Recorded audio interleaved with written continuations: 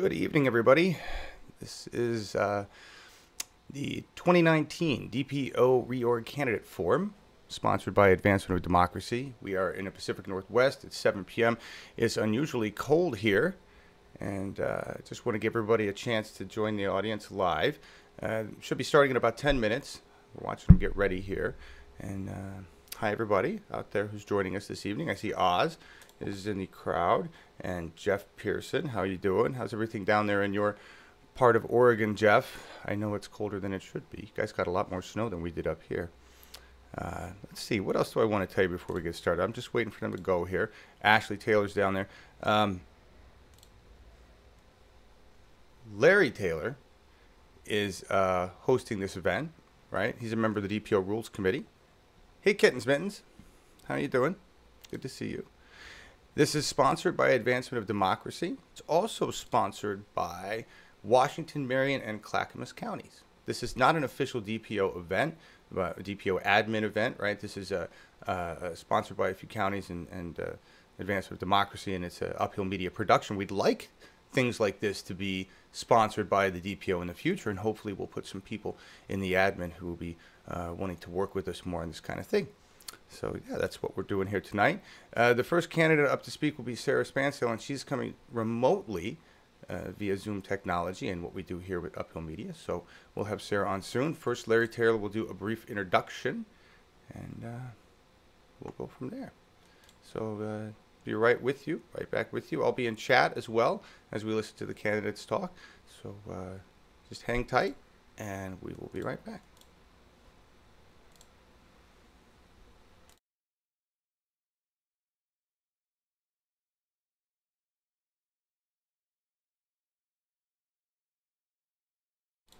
Also, if you're joining this program later, like watching it on a rerun on YouTube, go ahead and fast forward past this 10 minutes.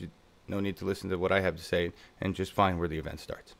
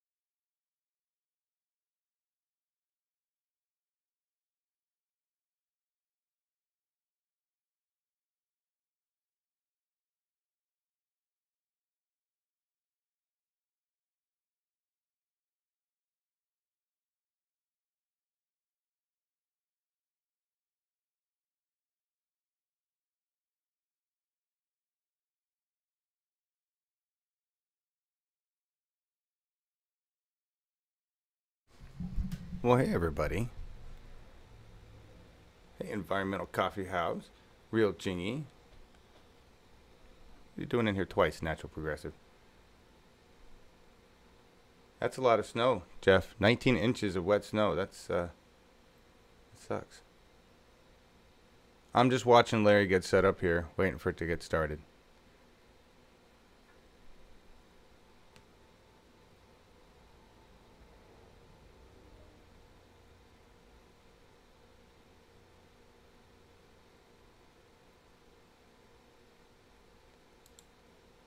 Hey, Sandy. Hey, Christine. Hey, Oz. So many environmentalists in the house today. Wow. Aren't we all environmentalists at this point? Or we're going to claim so anyway. Like we're all progressive, right? 14. Hey, everybody. So I've been told that there are watch parties. And if that's the case, thank you for joining us. That's pretty awesome. I promise you there'll be more to watch soon. Here.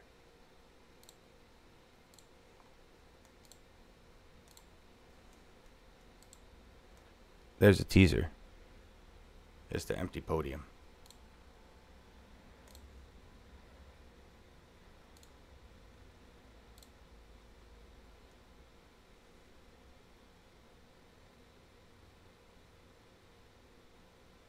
Looks like I got about 4 minutes.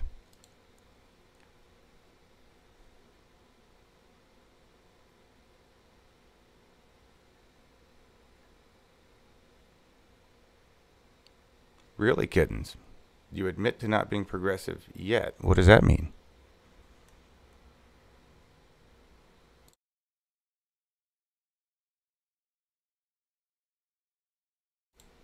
And good evening, Charles Mann, representative of Corvallis. And Amos, hello. All the way from the East Coast.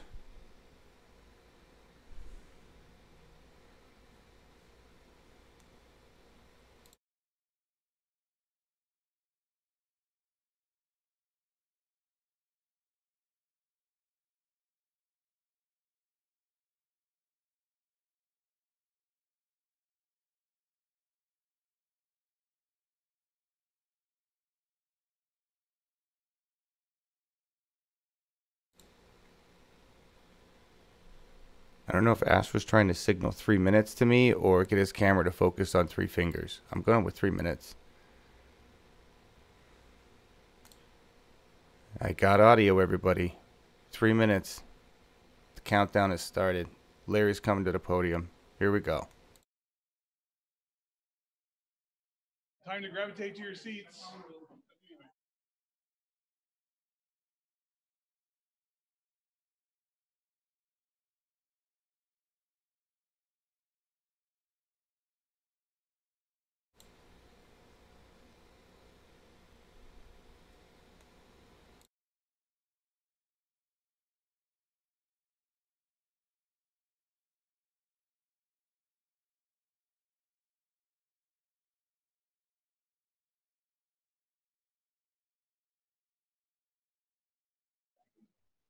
In 1.5 minutes.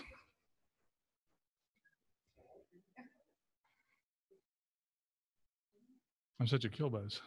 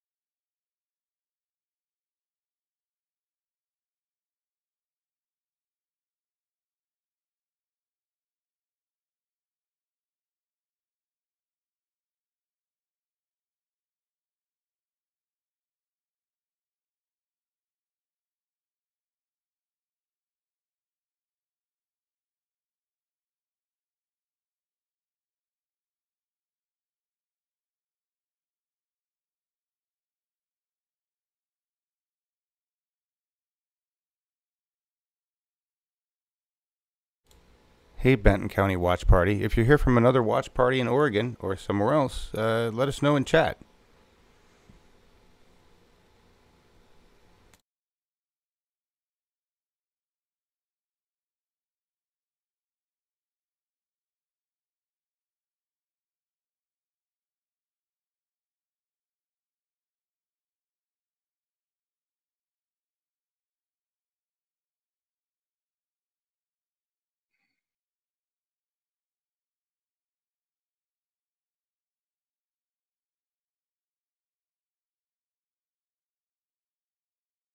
Good evening, everyone.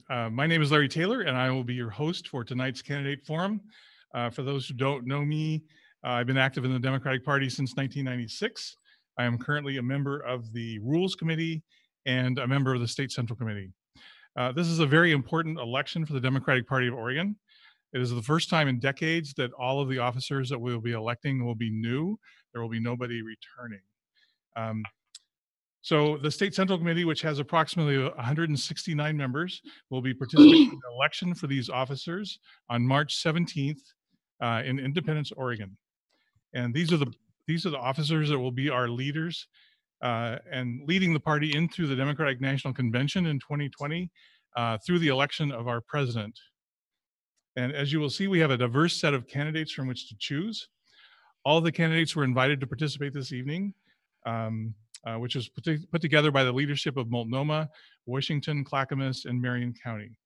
And the order of the candidates were selected randomly. So and so each candidate will be given an opportunity to present their background and their vision for the Democratic Party and answer 4 questions that were selected from submissions that were sent to us from across the state. We will start with the candidate for secretary, and then we will go to the candidates for vice chair, and then the candidates for chair. And we expect this to last about an hour and a half. So our first candidate is joining us by the internet, which is Sarah Spansale. Welcome, Sarah. Thank you. And first, thank you to Larry and Uphill Media for organizing this event and making it accessible to candidates like myself who are unable to make it north this weekend. In an earlier post today on Facebook, I highlighted my early childhood years to hopefully give everyone a better sense of who I am and where I come from. I encourage anyone who is interested in those details to read that full post.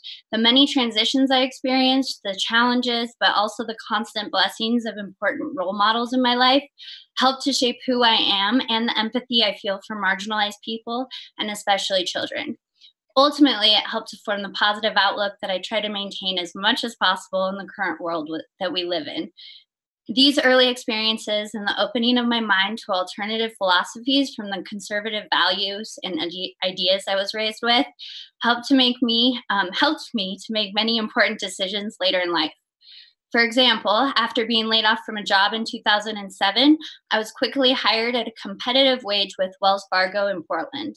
The job wasn't set to start for a few months, and I found temporary work quickly to fill the time. The temporary job was working for the Energy Trust of Oregon's residential program, which encourages energy efficiency improvements in homes. Soon after starting, I was offered permanent employment for much lower pay than the Wells Fargo job. My values ultimately had me choose the lower paying job that I could feel like I was making a positive difference in the world over the higher paying job at the huge bank. I hope to always be able to make the choice of integrity and world betterment over my personal gain. That job is where I ended up getting the majority of my administrative experience. I started at the entry level and after 3 years had moved into management with an administrative and customer service team of 20 employees. Our department was audited several times a year, and I'm proud of our 100% compliance that ensued during the years I oversaw the department. I've been an elected secretary and a volunteer secretary for several organizations and groups, and I know that I have the skills and dedication to be your next secretary for the Democratic Party of Oregon. I look forward to getting to know all of the members of the body better in the coming weeks, months, and years, and I hope to win your support for my candidacy. Thank you. Thank you, Sarah. So we have 4 questions for you.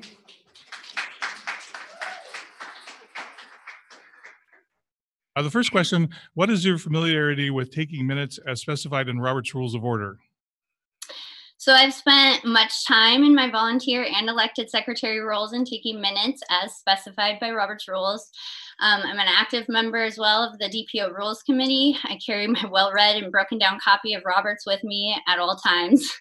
And I'm currently enrolled in a parliamentary course and will become a member of the National Association of Parliamentarians upon my completion.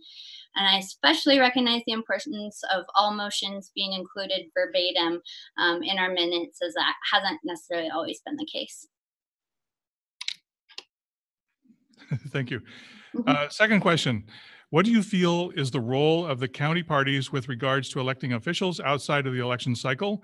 Are you willing to call out elected officials for not fighting for the platform? Should the party hold elected officials accountable? So this is extremely important in my opinion. Our elected officials are elected under the name of our party and should certainly be held accountable by the party to uphold the values and work for the legislative actions, and not only in the state platform, but in the county platforms that they represent as well. The Jackson County Party just reorganized at the end of January, and as the newly elected vice chair and a member of our platform committee, I hope to see our local platform and resolutions committee, as well as that of the state, issuing resolutions, holding accountable elected officials who aren't representing the values that we support. We should always speak truth to power. Thanks. Next question. Do you believe the secretary is accountable to the DPO chair or to the state central committee? All right. Although the secretary may take direction from the DPO chair, ultimately every officer and committee is accountable to the state central committee. If there ever was a conflict in direction from the SCC versus a request from the chair, I would take the direction of the SCC. Each officer is elected by and represents the SCC, not themselves. I hold this not just as my own value and opinion, but I think it's a fundamental value of bottom-up politics, democracy, and Robert's rules. And final question. Do you feel that large campaign contributions from corporations, lobbyists, and PACs create undue influence on the Democratic Party and elected officials? And how can we develop a narrative so voters have confidence in their elected officials as their representatives? So I absolutely think that our current campaign finance rules and lack thereof, thank you very much, Citizens United, are eroding our democracy at all levels of engagement. It's imperative that all of our candidates, county parties, and the state party, as well as the DNC, enact rules and guidelines to preserve the integrity of our parties and candidates. The Supreme Court and federal government are unlikely to reverse Citizens United and enact campaign finance reform anytime soon. So I think it is more important that candidates, local parties, our state and national parties, as well as our state, enact these policies to change the narrative and restore confidence in our democracy and our elected officials. Cool. That's the end of the questions. And so you have 2 minutes for a vision statement and to wrap up. All right. My vision for the DPO is that of an organization that represents the diversity of our state and our party members. That means continuing to grow our outreach programs with active and engaged caucuses while improving the accessibility and presence of the county parties and the state party in communities everywhere. Too many people in our community are unaware of the existence of the local and state parties. The recent publication of our chair's letter regarding state Senate leadership, I think, is a good example of the direction we need to continue to move, one of integrity and holding ourselves and our electeds accountable for the public to see. In regard to the SCC, I hope to see less attacking and more compromise on the issues that we don't always agree on. During recent bylaws revisions for the CD2 committee, there were many times when we disagreed on the philosophy behind a suggested change, but each time we were able to reach a compromise that everyone could agree on without compromising their values. I hope to see more examples of this within the SCC and all of its committees and caucuses. I envision a body that recognizes that we're all on the same team with ultimately the same goals. We just have different plans and philosophies on how to reach those goals. I want a state party that gets all Democrats and many non-affiliated voters excited about our platform, our candidates, and wins elections, even in CD2. I would like to think that our party is the party of love, truth, and inclusion. And as one poster on my wall says, the world is too dangerous for anything but truth and too small for anything but love. We must work together to not only live these values ourselves, but show all voters through grassroots organizing and bottom-up politics that we are the party of these values and that we stand with people of all genders, sexual orientations, races, religions, ages, and physical abilities. I'm proud of the Democratic Party of Oregon, the work we've done in the 2 years I've been involved, but know that we can continue to grow and strengthen our county parties and our state party to help more people and win more elections in 2020. Again, I hope to win all your support for my candidacy so that I can continue to help make this vision become a reality. Thank you. Thank you, Sarah. Yeah. Through the miracle of technology, we brought her in from Ashland. Hooray. So next we'll have the vice chairs. So with the vice chair candidates, please come up and sit at the table. And it looks like Rochelle is not here. Yes. There's 2 candidates and the other decided not to participate tonight.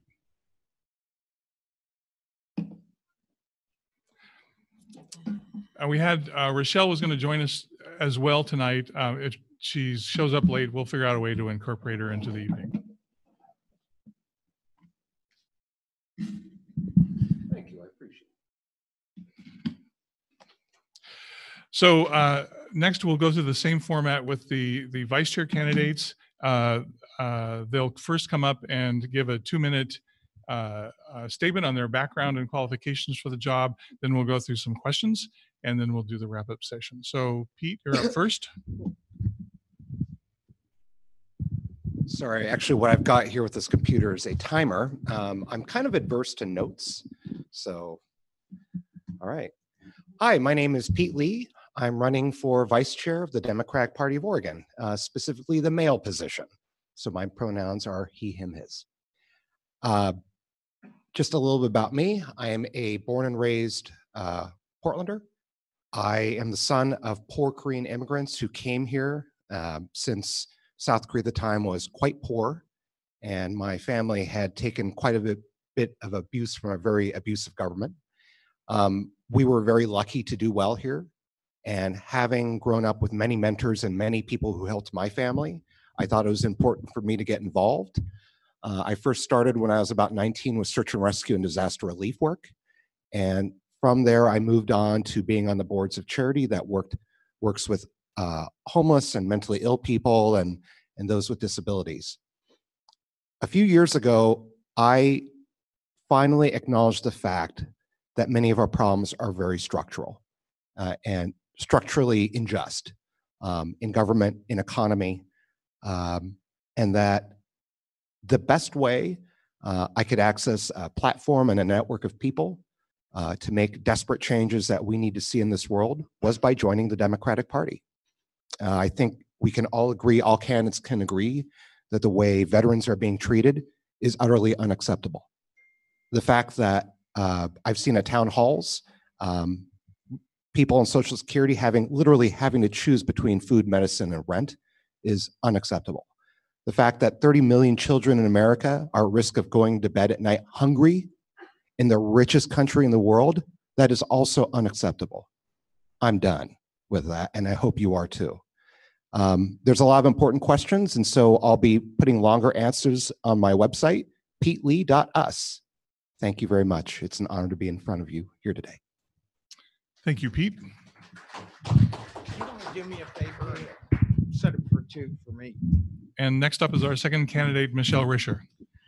Hi, I'm Michelle Risher, and I am a lifelong Democrat, 46 years, in the first group, 18 to 20-year-olds to get to vote under the 26th Amendment, campaigned and voted for George McGovern, and I'm fond of saying that's the most conservative vote I've ever cast in my life.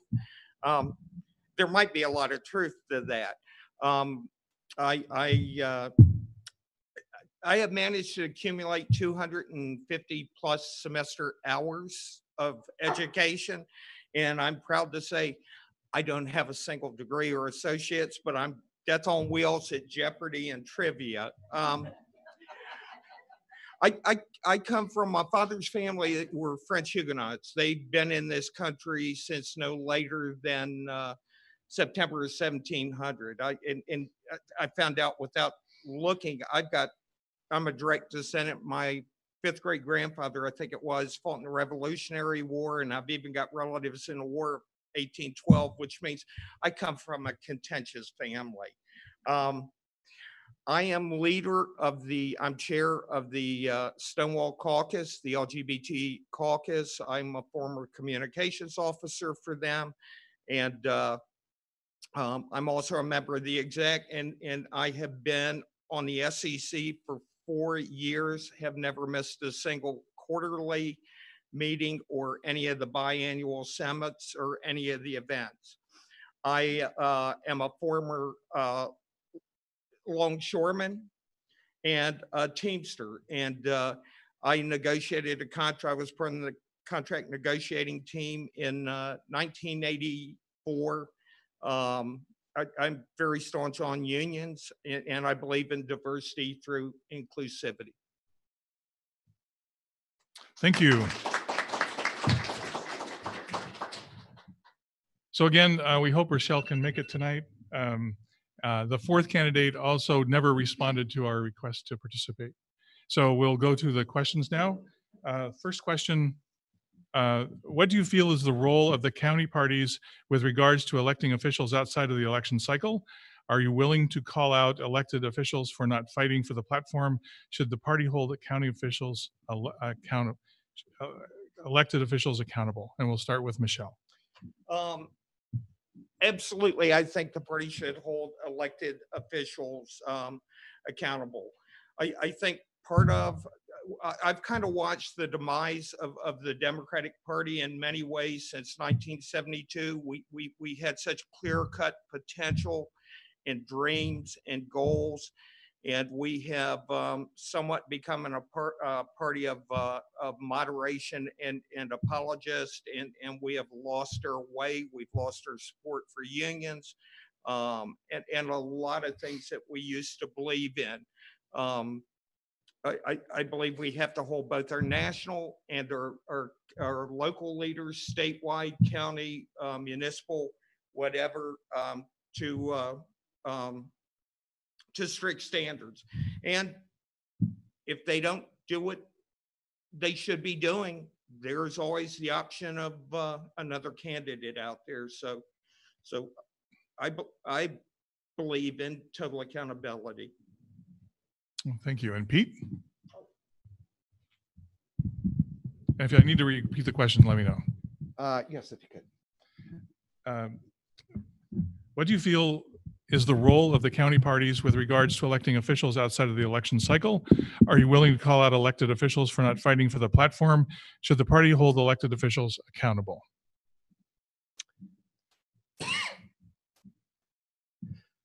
I believe that our party does need to hold our elected officials accountable. I think there are a number of cases where a candidate's position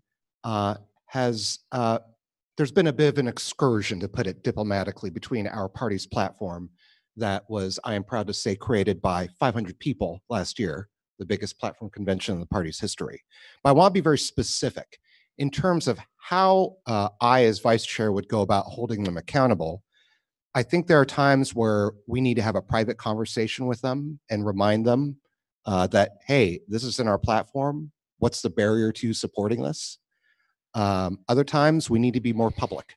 I think the situation with the abusive situations and hostile work environment happening in the Capitol is one of them. Sorry, I forgot the rest of it, but I'll try to answer this better on my website. Well, I can't read the board behind me. And my minute's up. So. Okay. You actually have a minute and a half. Oh, I didn't know that. Honestly, I'll go ahead and this is such an important question. If you go to petelee.us, there will be full, longer responses to this. And I think we should also, for any candidate here, if we want more clarification about a question, we should absolutely reach out to them. So thank you. Thank you. And we'll start with Pete for the next one. For our second question, do you feel that large campaign contributions from corporations, lobbyists, and PACs create undue influence on the Democratic Party and elected officials? How can we develop a narrative so voters have confidence in their elected officials as their representatives? This is such a serious issue right now. For starters, I am glad that Governor Kate Brown won re-election. If I recall the number right, we blew through like 20 million for governor alone. I think the situation is very sad. And if money is speech and we don't control campaign finance, honestly, we might as well just give wealthier people in Oregon more votes, because that's essentially what's happening. That money, that I'm sure is obvious to all the folks in this room here and to many others, but needs to be reiterated. Money is platform. Money is the ability to speak louder than everybody else. And the fact that we do not have campaign finance reform means that we create a toxic system of governance that is not reflective and responsive to the needs of the people, and we need to do something about it. The other thing that's really problematic about campaign finance reform is that it shuts out people from marginalized communities, people who don't have privilege, people who are, well, generally old, male, and white. We can do better than this. We want diversity in our electorate so that we can come up working together to find solutions to the dire problems in our world. And Michelle. That's pretty much a no-brainer. I think it was around 1974, the IRS included a checkbox for, it was $1 or so at that time to go towards presidential elections. And I thought we were headed away from, we were headed towards public funding. I was obviously wrong. I find that corporate contributions and the issue of corporate personhood to be an obscenity, it's against all of our values. We should be ashamed at the amount of money that is pumped into these elections while people go hungry, and like medical care and a whole, just everything else. Listening to the talking heads this morning on MSNBC, I do that to get my blood pressure up. A lot of them were talking about capitalism, and they were appalled because Democratic candidates won't come out and say, I'm a capitalist. Personally, I am a humanist, and I believe in humanist economics that value people over corporations and such, and they want us all to pick a Republican-like candidate that's electable. We should refuse to do it. We need to stand by our guns, and we need to get money the hell out of our elections. Thank you.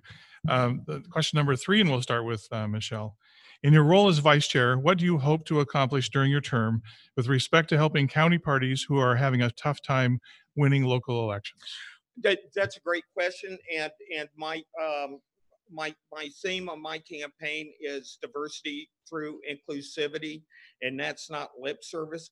I think we have 17 special group caucuses that represent diverse elements of our population. I think they are our most effective advocates, that we should use them, send them into the areas where the most disenfranchised and underserved people are, and we need to make repeated trips. I think we should do it in alliances. There's a great deal of intersectionality between our caucuses. The leadership of our caucuses, with one exception, are brilliant and quite capable, and I think we're missing out. And I think we need to carry that same approach to all 36 counties. If we're going rural, we have the rural caucus, we have the small business administration, we have minorities that are involved, we have an LGBTQ population that lives basically in hiding and has no support. I think we have to advocate, and we have to do it repeatedly, and we have to reach out, and most importantly, we have to listen to what they say. Thank you. And Pete? In your role as vice chair, what do you hope to accomplish during your term with respect to helping county parties who are having a tough time winning local elections? So some of you may know that I had the honor, pleasure, and privilege, you're talking to a guy with no kids and no pets even, to spend about 14 days in CD2 in support of someone running against our friend Greg Walden named Jamie McLeod Skinner. Something I didn't announce for cybersecurity reasons. I spent hundreds of hours between June and November as the chief technology officer.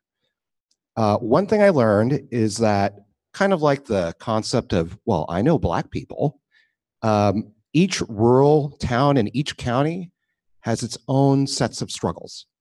And I'm just going to reread the question here real quick. In terms of what we can do for our counties, to be honest, I don't know the answer because I haven't had a chance to talk to them yet. But as vice chair, it'll be very important that I go talk to each one. I'm going to try to make it a visit to each county and meet with their Democrats, see what's going on. It's like the hundreds of doors I knocked on for Jamie and CD2. I go to their door and I ask them, what are your concerns? And listen, and then bring that back to the party and formulate a plan. We need to bring great candidates to all these places that are currently red. Thank you. And for our final question, and we'll start again with Pete. Data shows that one of the biggest voting blocks in the non-affiliated voter is the non-affiliated voter. What plans do you have for reaching out and converting NAVs to Dems? Gen X and Gen Y are looking for authenticity in their candidate preferences and affiliation groups. How are you going to help all of us be earnestly open, honest, truthful, and straightforward to win over the young people in this perceived old people, gray-haired party? One thing I would note is that we should not assume that, like Black people and Asian people, not all young people are the same. All of us come from a vast diversity of backgrounds, lived experience, levels of income, varying dimensions of privilege depending on the situation. So Gen X and Gen Y folks and other younger generations are not the same. Again, we need to go out and talk to them and find out and earnestly listen. Yes, non-affiliated voter is the biggest party in the state, so to speak. To be clear, I believe that we should have same-day registration here so that they're allowed to register as Dems. Life is hard sometimes, and for some folks, voting is a difficult thing, especially if you're working several jobs, raising kids, etc. I believe that our platform will resonate very well with younger generations right now, and we need to go out and meet them and tell them that we think it matches their values. I think there's a lot of perception from years of probably some bad political hygiene that are leading people to say, both parties are the same, what's the system done for me? Let's go out and actually talk to those people. Let's put a human face on the party. Thank you. And Michelle. I think we're missing the boat if we do not reach out and target non-affiliated voters. I've had questions brought to me about open primaries versus closed primaries. Personally, I've lived in 2 states with semi-closed or semi-open primaries and 1 with open primaries. And one case I know of for sure in Texas where the Republicans jumped in due to an open primary, but and I've done a lot of research. A lot of the comments are anecdotal at best. I think we have to have an honest talk and about closed versus open primaries, and we have to put it on the table and examine it. We cannot afford, again, the talking heads and the pundits are talking about the disenfranchised blue class voters in the middle, in the Midwest, in the heartland, and in different places. Yes, they're important. We should do everything we could to help them, but we cannot ignore that the millennials and Gen Xers and a population that we will need to find success at the polls and have an effective advocacy down the line. I think it's time we have to open up and be more welcoming. And now we come to the last segment, and we'll start with Michelle, and you have 2 minutes to talk about your vision and your hopes and dreams for the Democratic Party of Oregon.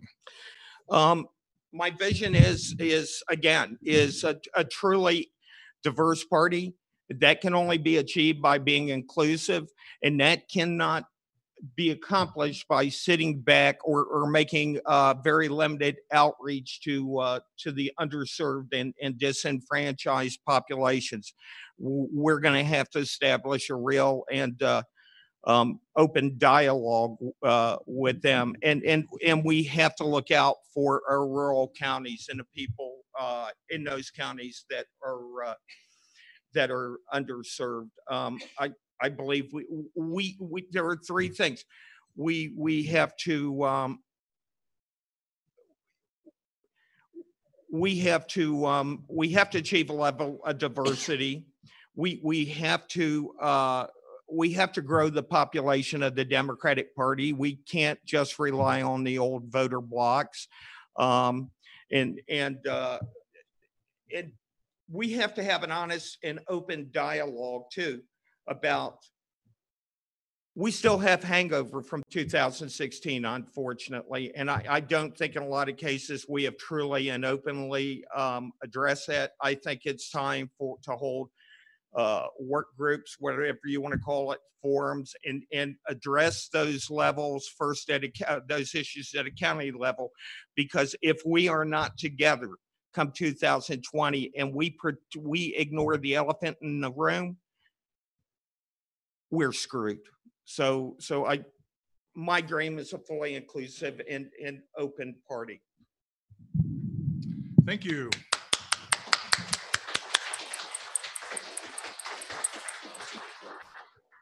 And Pete.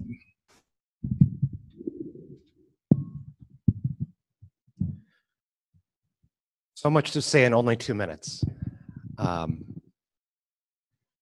First off, I want to thank you all for being here. I'm sure this is exactly the first thing you want to do on a Friday night. Perfect. There's always that one. In terms of the things, and I'll put more of this on my website, peatlee.us, in case that isn't the 9th time you've heard me say that.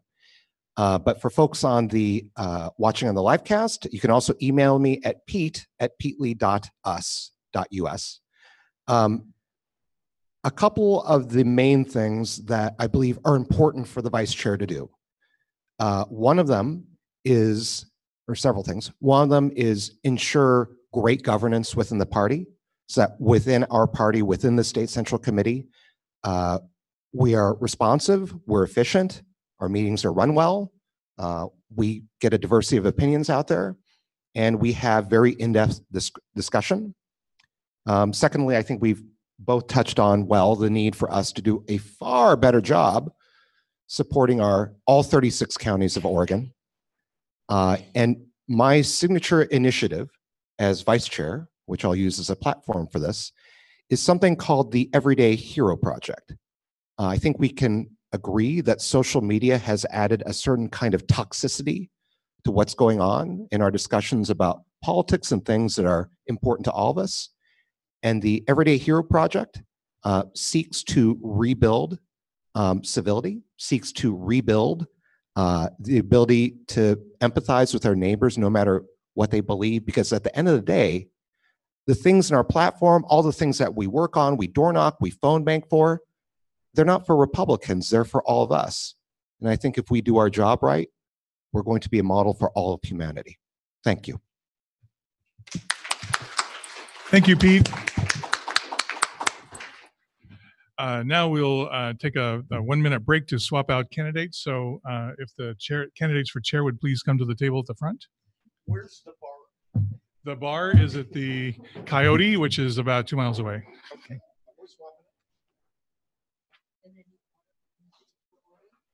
I'll call out the order. You can sit with whoever you feel most comfortable.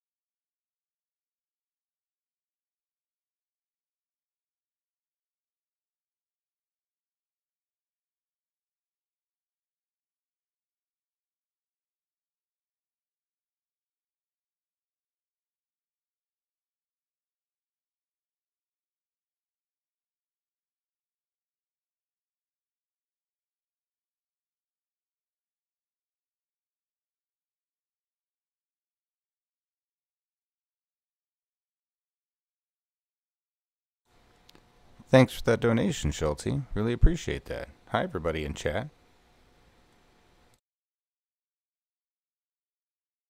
We will go to the last segment of the evening, which is the candidates for chair. We had 4 candidates until this morning. The 4th candidate, Russell McAlmond, withdrew from running. So we now have the 3 candidates that are joining us tonight. We'll start with a 2-minute statement from each of the candidates on their background, and we'll start with Christine Chin Ryan. Okay. Thank you, Larry. I have a diverse background of experience as a progressive small business owner, woman, person of color, professional, and advocate. I have an understanding of how to work with diverse groups of people to get things done. On a multi-year contract, I was able to bring together 4 federal agencies that did not speak to or liked each other to the same table and got them to work together and move the project forward.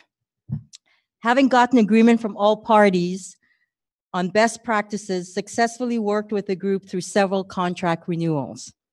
I've been involved with local, state, and national campaigns. As chair of many organizations, committees, boards, and commissions, I have brought diverse members together. This is kind of weird here. As chair of the Governor's Small Business Council, my members lived in different geographic areas of the state and were of different political affiliations. Under my leadership, we were able to work together in addressing issues of importance to small businesses across the state. Most recently, as chair of the DPO Budget Committee, we passed a 2-year budget with transparency and without conflict or drama. It required a communication process that would be satisfactory to both committee members and paid DPO staff. We asked for information. The DPO responded in a very timely manner, allowing committee members the time they needed to dive deep into the numbers and get all questions answered. Applying a lifetime of experience as a progressive small business owner, woman, person of color, professional, and an activist will allow me to bring my managerial and leadership skills to take the party forward in the next 2 years. Now, I have here a little bio, so I would like to distribute that. I didn't really get into all the things that I'm involved. So most of the SEC delegates have gotten it. So it's here, and I will pass it out. Thank you. Thank you, Christine. And next up is Peter. Thank you. Start.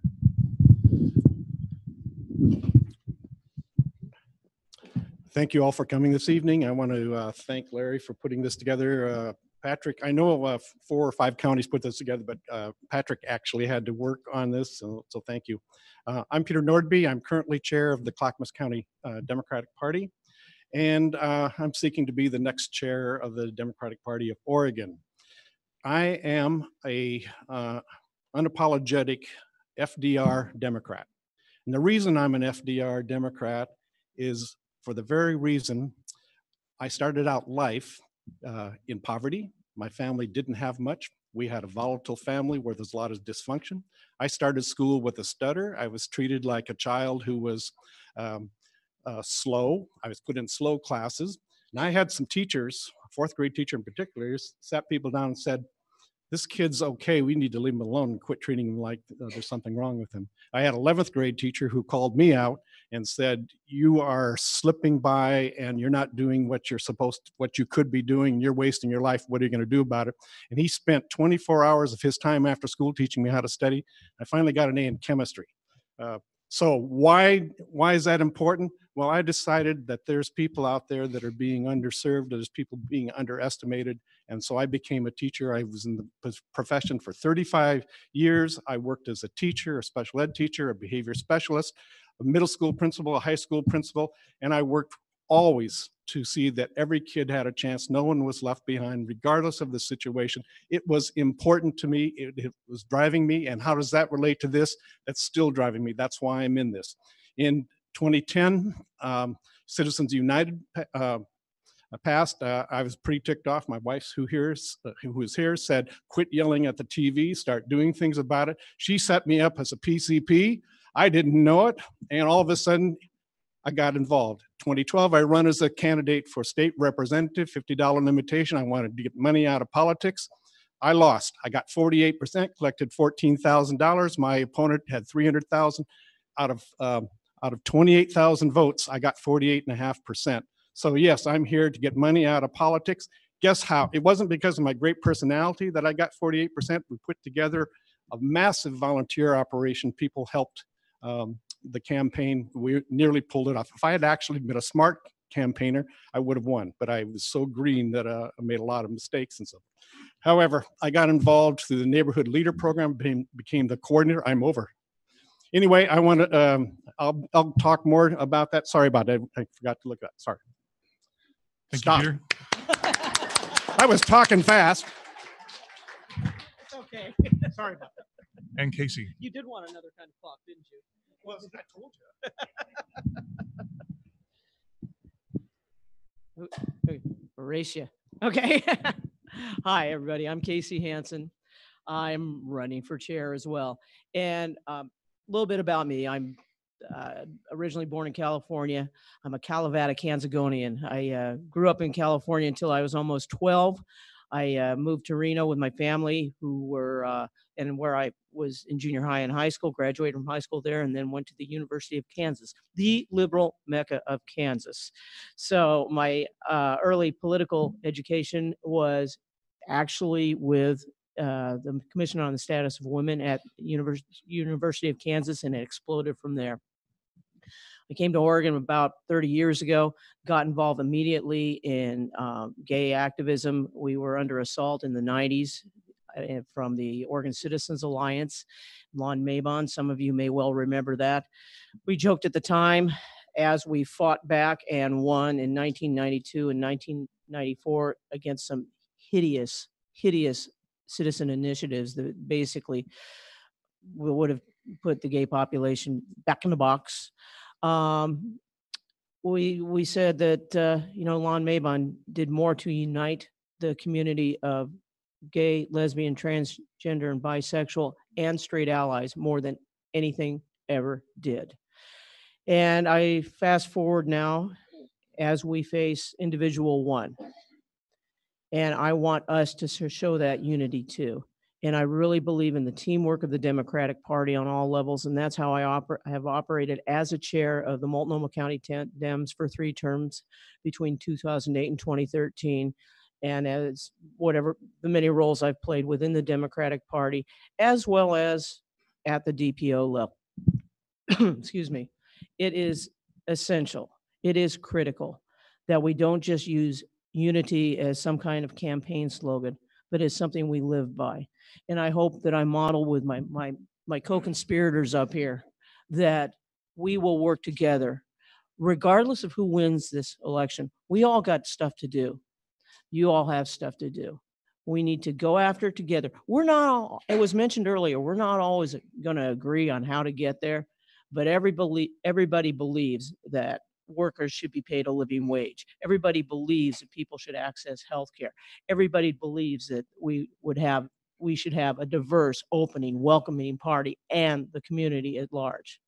So I'm going to lay out my time here and we'll talk some more. And thank you very much. Thank you. And Christine will give you a few seconds on your questions if you'd like to compensate for your assiduousness. So now we'll go to the 4 questions for the candidates, and we'll start with Peter, and then Casey, and then Christine. The first question is, this is a minute and a half. Oh, great. That would be awesome. Yes, thank you very much, Pete. Okay. Am I on? The first question is, what do you feel is the role of the county parties with regards to elected officials outside of the election cycle? Are you willing to call out elected officials for not fighting for the platform? Should the party hold elected officials accountable? To be effective, county parties need to maintain a positive ongoing relationship. The electeds are not our enemies, and we got to make sure that we don't start treating them like enemies. They're not our foes. We need to start working together as a team. Two-way relationships should include receiving legislative updates and sharing county concerns and issues. I'm willing to call out elected officials but I'm also willing to be part of, I think, a more constructive model of maybe a lobbying model. We could maybe restructure some of what we're doing with the caucuses to get involved. First of all, the chair cannot do all of the contacting. That focus should be primarily at the county for most of those positions, and we should be building the capacity of the county to build those relationships. We've been doing that in Clackamas County, and it's working amazingly. Let's see, I got time yet. The third part is I want to see what people have in mind for accountability. Is being a teacher in the 80s, the accountability moved in, and what we ended up doing is not helping teachers. We ended up kind of destroying it through the accountability model. We still have that accountability model. It's a testing model. So we got to be very, very careful. We have to make sure that I'm really uneasy about a grading system because I think it sometimes can become a popularity contest. However, I am willing to sit down and look at the possibilities, but I think we need to be very, very careful of it. The jobs of those commissioners are tough. Thank you. That was Casey, a minute 30, right? yes. Okay, great. And if you need me to repeat the question, let me know. Otherwise, go for it. Okay. Me? Yeah. Okay, great.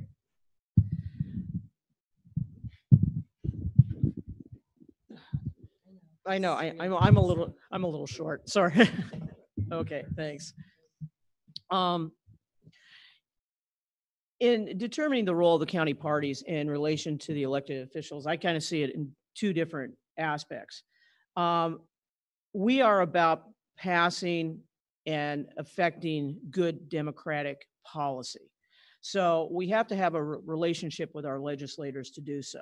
And well, how do we have that relationship in the governmental cycle and not the election cycle? We should have an effective lobby program. We should have a program that also has some kind of timeline and include alliances with other Democratic county parties, as well as allied organizations. And the plan should be flexible for Democrats who live in both democratically represented areas and Republican represented areas. Party leadership should also develop relationships. County party leadership, I'm talking, develops a relationship with their elected reps, especially the Democrats. As far as calling out a legislator, we're talking about and accountability. What are we talking about? If we have tragic misbehavior, yes. If we're talking about a single legislature that won't move over on a particular bill, that's more of a discussion that should be had, and our lobbying maybe shouldn't be so much a Facebook announcement, but a coordination behind the scenes with other representatives and that kind of thing. In other words, whip the vote.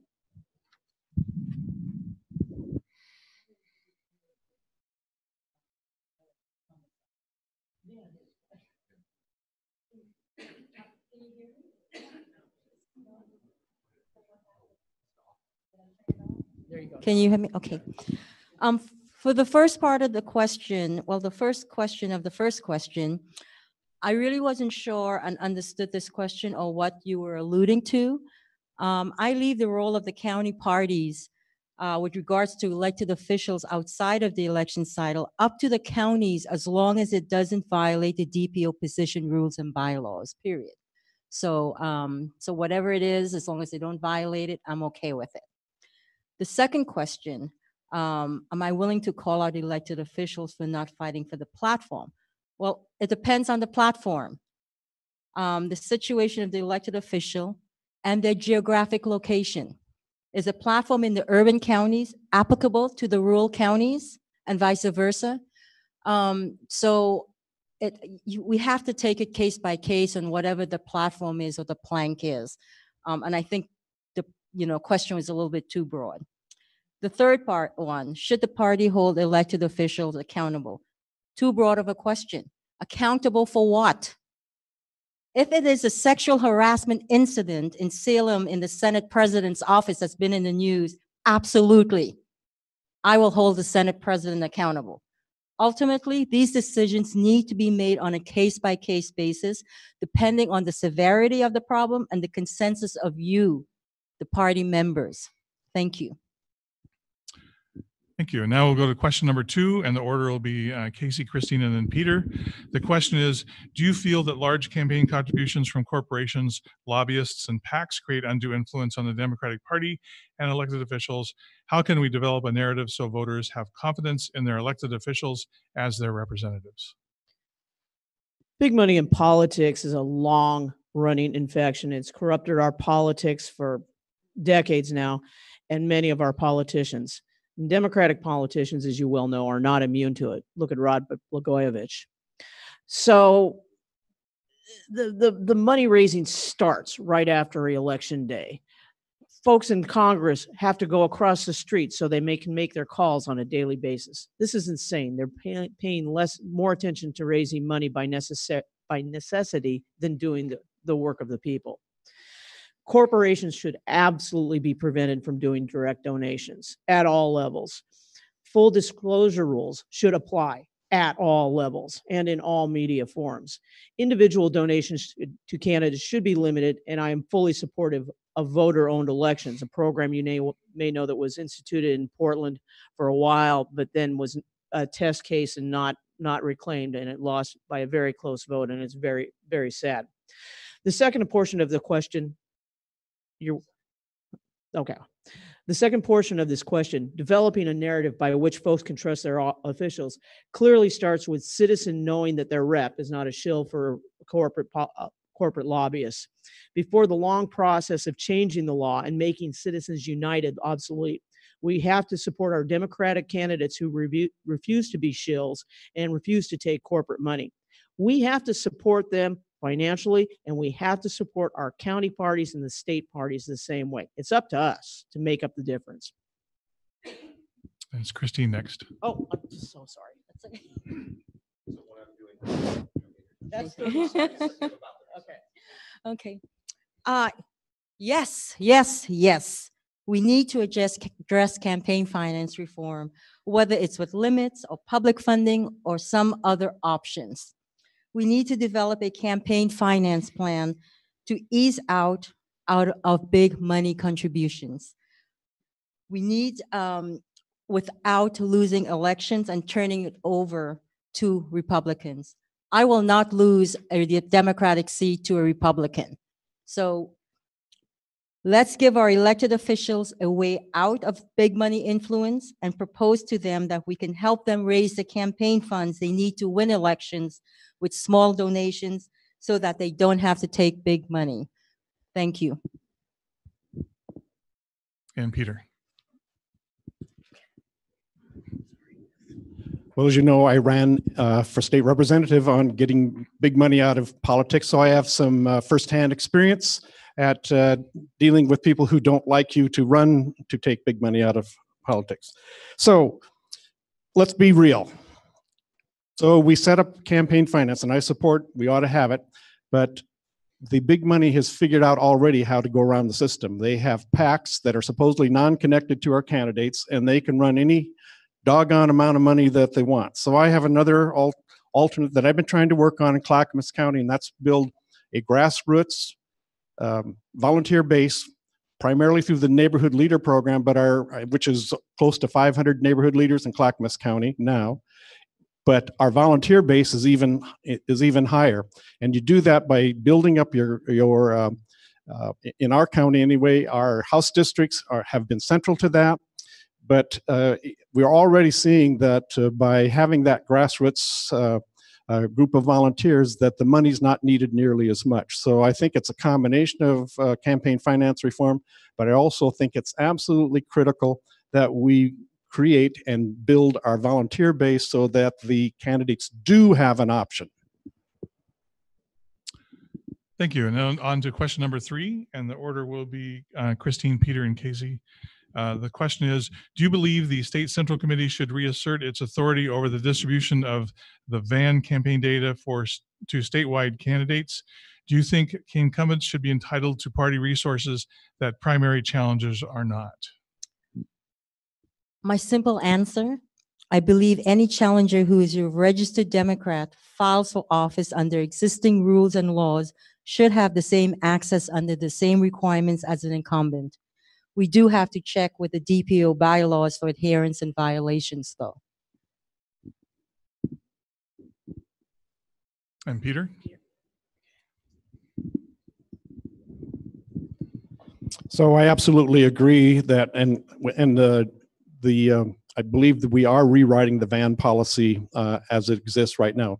Our job is to let the electorate make the decision to elect whom they want, and we are to support that. And I do not believe that van should be a tool to support one person or another. We do need to be careful as we look at this van program and understand for about 95% of the elected officials running, that as long as they have access to van, it doesn't really matter which van they have, because that everyone, I think, is aware there's two levels of van. There's kind of a higher level and a lower level, and the incumbents are given the higher level often. Often that, I think, is going to disappear with the new policy. However, we need to keep in mind that our top officials don't need to use van at all. They can use their own. They can purchase their own van programs, and so we need to at least consider that as we make our decisions. But yes, we need to look at this very carefully and support what's happening to make the playing field level. Ooh, this is a lot more than a minute and a half question to talk about. The fiduciary responsibility of the party lies with the administration board as elected by the SEC. In other words, the officers. The officers and the professional staff are responsible for compliance, existing contracts, and contractual obligations that go along with the use of the DNC's best tool, the van. In specific regards to the use of the van, all Democratic candidates are eligible and should be eligible to get access to the van. There is a vetting process, though. But actually, you should know that the members of the SEC have already had influence on creating a system whereby challenger candidates can get access to the van. And this is fairly recent. And the recent part of it is that it's opening up to future PAC and SDLF. In other words, our state legislative candidates. Why it's important to have a two-tiered system is you have incumbent candidates that have actually put data back into the van, into my voter section of the van. Very detailed information that they have worked hard to put in. So in that respect, that part of the van is not available in the second tier. And quite frankly, it would be kind of unfair to say, here, incumbent candidate, we're going to give all the stuff that you've gathered over your 5 terms and give it to your challenger. Once that incumbent is out of office, all the data is uploaded and the van becomes even more robust. Most importantly, we need to understand that this negotiated agreement is for the candidates to feel comfortable with the Democratic Party. Ultimately, as Gene Atkins said, it's given that the voters' determination is a guiding principle, and the guiding principle of the voters have elected those incumbent candidates, and we should support them and any challengers who would win with the access as best as we can possibly do. Thank you. And we're now to our final question, and the order will be Peter, Casey, and then Christine. Do you believe the role of the chair is to carry out the will of the State Central Committee or to direct the party? How are you going to keep the peace against competing views, positions, and respect people's rights to be heard, as well as enable democratic principles to govern meetings you preside over? I believe the role of the chair is to both carry out the will of the SEC membership, but also to be sure that we protect the rights of the minority. And it's a critical protection that must happen. I don't believe in the top-down or the bottom-up model. I believe that the best organizational model we could have in place is what I call a top-down, bottom-up partnership. And I believe that partnership is a critical way in order to work in a collegial kind of method. You do want a leader with some vision. You do want a leader to have ideas and express those ideas. What we don't want are our leaders to dictate those ideas. So the partnership that we have and that we build with our membership is the critical part of this relationship between leadership and membership. I have used this model in Clackamas County, and I base my leadership model, I'm going to really speak quickly, on respect inclusion, fair play, and empowerment. And I run those themes through each of the decisions that we make as we make them as a team. We've built a strong team in Clackamas County, and we work together, and we get a lot of work done, and we're getting a lot of work done. We have tripled our size in membership in 2 years. We've tripled our neighborhood leader program, and we've added standing committees, and we've done it as a team. Yes. Okay. I apologize. This question actually got cut off on the form I had, so I'm ad-libbing it even more than usual here. I absolutely believe in a deliberative process, and in terms of the role of the chair in carrying out the will or direct the party, that actually works hand in hand. You have to believe in your chair. You have to believe in the officers of your party who you've elected to help set a course. Yes, the SCTC determines the course, but there's somebody that's responsible on a daily basis to think about how to do it. That's what we're all up here saying we're willing to do, to give so much volunteer time that's essentially a full-time job. We don't expect that of the SCC membership, but we do expect your deliberative process. We do expect you to engage in your deliberative process for the decisions that we make as an SCC should be fully informed. And there's a lot of issues out there that we can react too quickly to and grandstand a little bit. We don't want to do that. We are a governing body that wishes to make the best decision not for just affecting democratic policy, but for making people's lives better all over Oregon. So my goal is to enhance the deliberative process we're exposed to as best as possible. Have our voters fully informed before they take votes. Have committees fully informed and engaged before they have to deliberate over positions. And it's a deep conversation, obviously. Time's up. Well, I see both. And I agree with Peter on that. The role of the chair is to carry out the will of the SEC as well as direct the party. How am I going to keep peace? I see the chair as a facilitator and works for everyone, not just a segment of the party. This is my strongest skill set, to bring diverse groups together to get the job done. I will listen, heal, and unite the party with transparency, fairness, and open-mindedness. I have done so in the private sector, not-for-profit organizations, and as an advocate.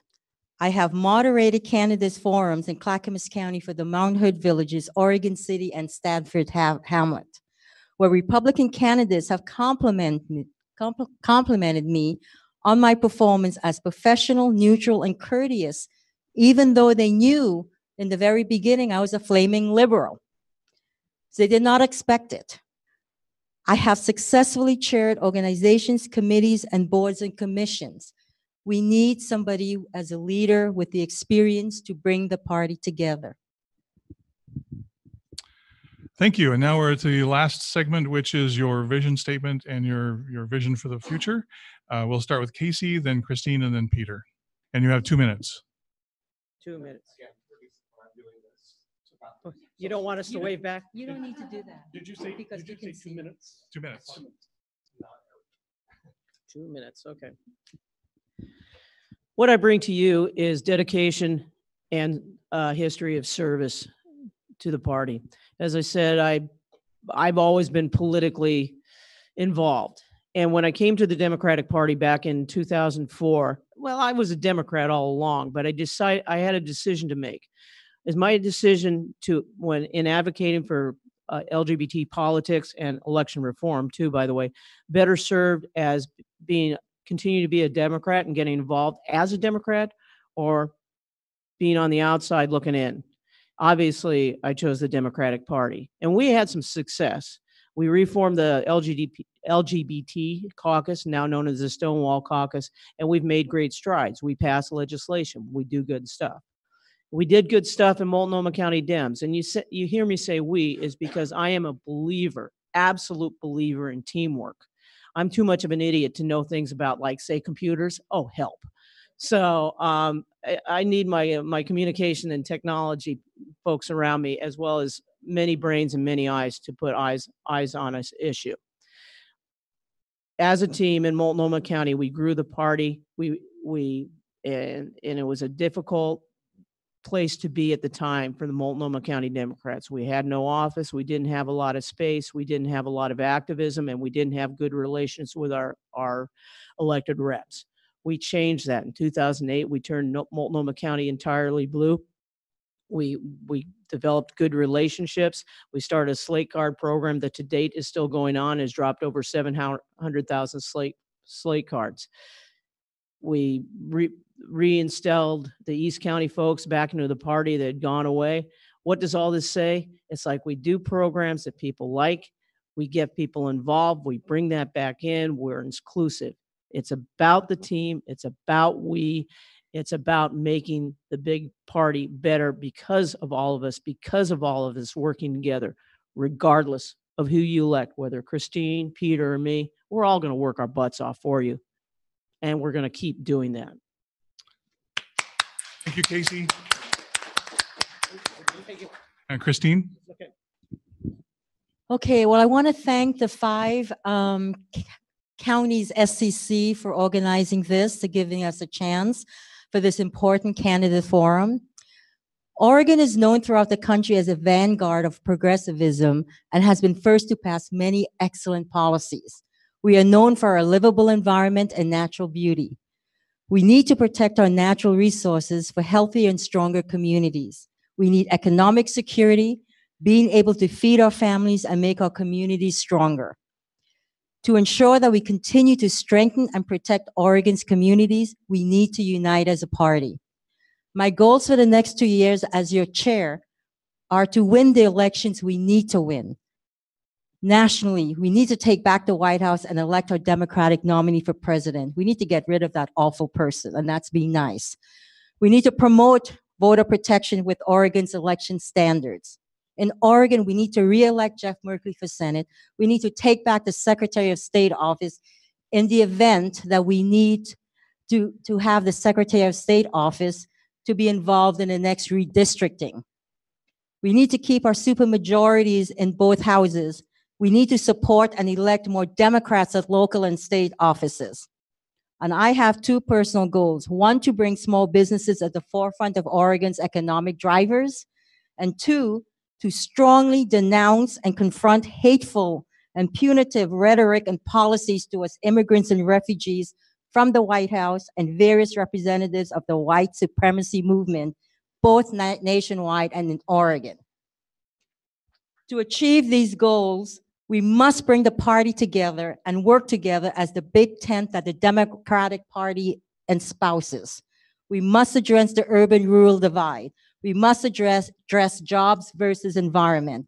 We must strengthen our relationships with our allies and union brothers and sisters. We need someone that can listen, heal, unite the party with transparency, fairness, open-mindedness, and proven managerial skills. I have an understanding of how to work with diverse groups of people to get things done. I have the experience necessary to move the party forward together, and thank you for the consideration of giving me your vote. Good night. Thank you, Christine. And Peter. So again, thank you for this opportunity.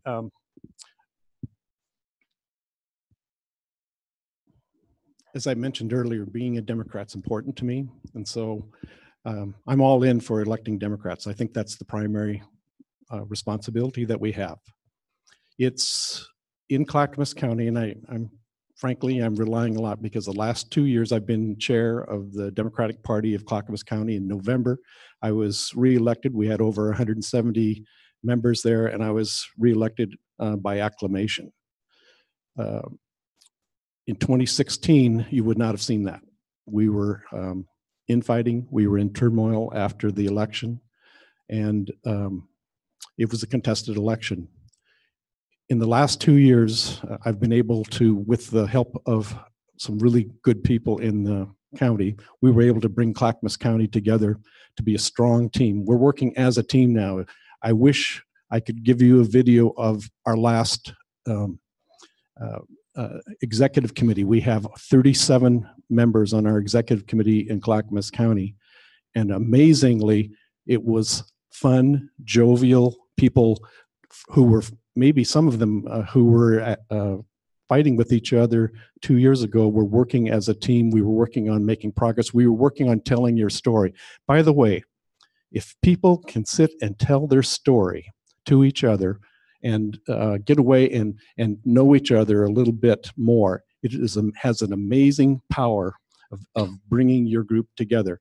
I've noticed the DPO has added telling your story to their training package, but I'll tell you, it's one of the more powerful tools, because if we really are going to build a party, we have to respect and understand each other, and we have to know a little bit about you. So thank you for this time, and again, thanks everyone. And thanks to this great team. Thank you. Thank you. That concludes our forum tonight. Let's give all of our candidates one final hand. Thank you for running.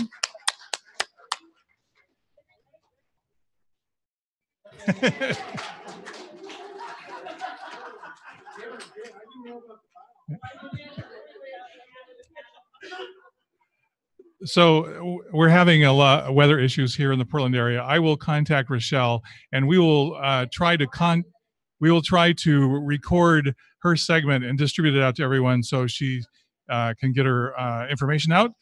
I'd like to give a round of applause to John Ellis and Ashley Terry for pulling together this evening from Uphill Media. And we want to thank Linda Erickson for helping me arrange this evening. Yes, Pete.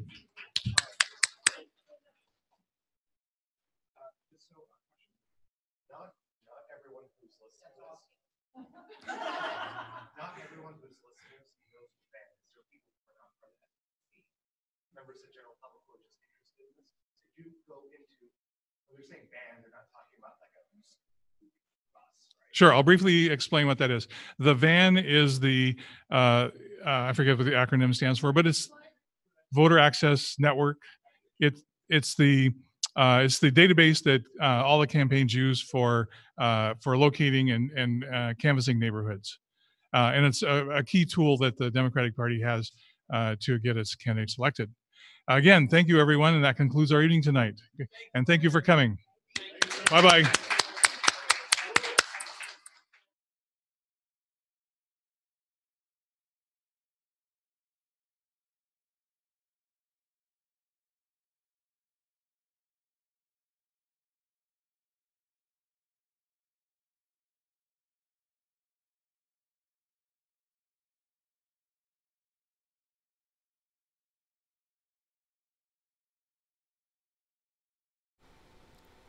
Well, all right, everybody. That was fun.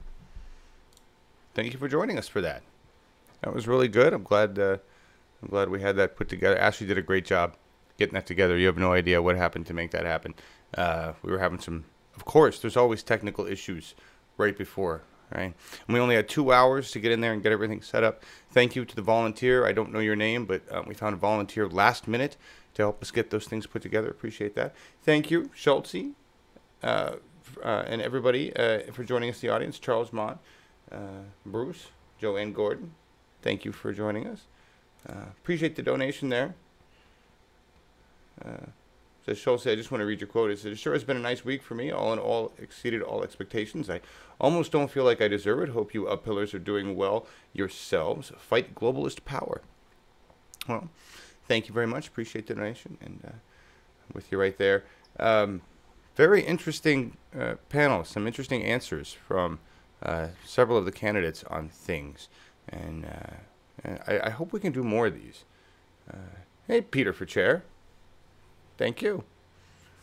Yeah, I hope we can do more of this because I think it's important, not just for the DPO admin and what we're talking about now, but like for other things, other areas. I think we need to do more of these kind of get more down ballot candidates, more opportunities to speak. I think that's very important. And that's what we're here for. So, yep, this is the format that needs to be supported to help include everyone in this process. I've been working on this for a while. You guys know that. You know that. Anyway, we're going to get out of here. Thank you all who joined us for this live. So you have 137 or so playbacks. There was like 38 people watching at peak. That's awesome. If you joined late, you can skip ahead through me and find the important parts. Watch that. This is available on Uphill Media and YouTube. Just Google that. And you guys know that, most of your family here. We will have a show tomorrow. Did I put a slide in here for that? I think I did. Thought I did. I don't have a thing for it yet, but we'll talk about some Germany things and some other stuff going on. Join Larry on Sunday. Is there a right slide in here? Hang on. Not that one. Here. This slide. This is what Larry's going to be talking about on Sunday, cracking the Democratic National Committee. He's going to be talking about the fact that he's been studying the bylaws, and the Democratic National Committee has a lot of power, believe it or not. This is the convention committee, all right? And this is important. This is like seriously important. He's going to explain where the power lies, and they can actually change the bylaws. You can change the bylaws of the Democratic National Committee, the party bylaws, through the committee at the convention. So Larry's got some ideas on that, considering he's got the Jedi parliamentarian stuff going on, that if we come up with bylaw changes that are in our benefit, and we get the majority progressive support on these, we could run them through and create some very positive changes within the Democratic Party. That's at a national level. We're talking national level here. Okay, so pay attention to that, because if we can affect national level stuff, this is also, what we can do state level. Larry's really been digging into the bylaws and the rules that govern the Democratic Party, and so we need to work those levers. This is where the real power exists. This is how we lost power, by not paying attention to the details. So we're going to grab back those details. So that's what we're doing here. All right, everybody, getting out of here. Of course, going to leave you with a song, and we're going to get out of here with Tony Tigg's new one. Because why not? Bern the Establishment. I put links to Tony's stuff if you feel like dropping him a few bucks. He works hard on this, and he puts a song out for everybody to just have, and I think that's really cool. So we'll see you tomorrow at 10 Pacific. Bye, everybody. Tony Tigg's new song for Bernie Sanders.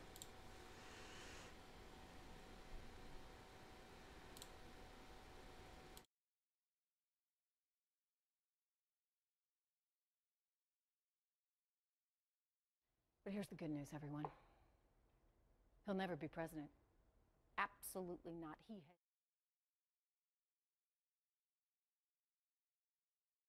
In case you don't know, the American people hold the President of the United States in contempt. They hold the Republican Party in contempt. They hold the Democratic Party in contempt. And no, I won't yield. The American people want to see our kids educated. Let's have the guts to give some leadership to this country. All I hear's a lot of rhetoric, a bunch of sellouts still trying to be the president, lining up their pockets with that Wall Street money. Now they trying to throw dirt until we all get muddy, but I'ma make them quack, make them squeal, rubber ducky. In 2016, you Bernie haters got lucky. Now it's almost 2020, it's about to get ugly. I'ma knock on every door and I don't care who gon' judge me now. Cause we've been fighting nepotism, all these leaders in position, all these prisons pay attention. They don't wanna feel the burn, they try to hustle the competition. Name another politician that you know that this consistent. This persistence for the people, education make a difference. Yeah, the fight for 15, inequality for women, comprehensive immigration, and a real black agenda. Medicare for all, yeah, you start to get the message. Standing tall, our revolution's calling for the rights of all. No dreams too big or small for me. Standing tall, our revolution's calling for the rights of all. No dreams too big or small for me. Yeah. Don't you worry about the swag.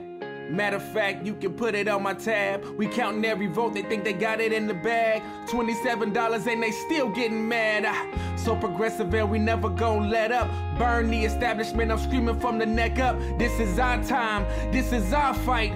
These are my kids, this is my life. This ain't about the left, this ain't about the right. Nobody cares if your MAGA hat's on tight. Your little baby still yelling for the wall still, while the poor still trying to pay their light bill.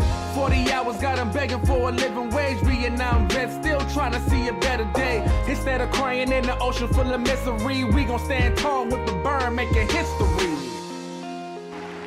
Senator Sanders stood up when he didn't have to stand up as a young man. The way to define the character of a person is what they do when the cameras are not on, what they do when they don't benefit from it personally. He is a champion for civil rights and social justice in this country. The time is right and the cause is now. Senator Sanders understands that we as a country, black, white, Asian, Native American, young, seasoned, Muslim, Christian, Jew, Gentile, atheist, all of us together. All of us together. Revolution's calling for the rights of all. No dreams too big or small for me. Standing tall, our revolution's calling for the rights of all. No dreams too big or small for me.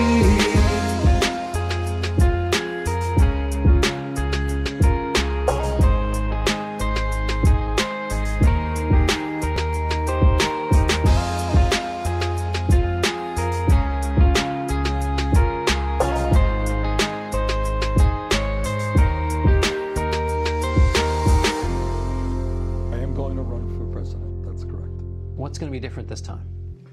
We're going to win.